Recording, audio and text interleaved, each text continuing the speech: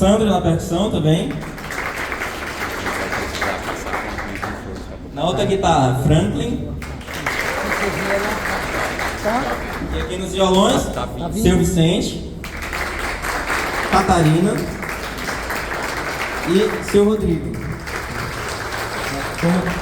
Como a Meire falou, né, a maior parte do grupo é formado por servidores da UFC, os servidores aposentados da UFC, estudantes da UFC e comunidade externa também. A nossa primeira música que nós tocamos foi Anunciação, né, de Alceu Valença.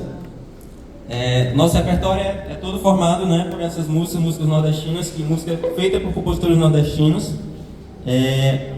e que trazem também aspectos, né, temas que são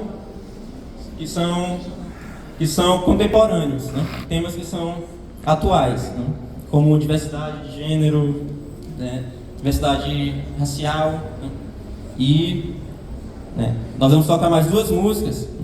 Não, a gente tocou Táxi Lunar também, que é de uma música que é feita por 3 compositores, né, que é Zé Ramalho, Alceu Valença e Gerardo Azevedo.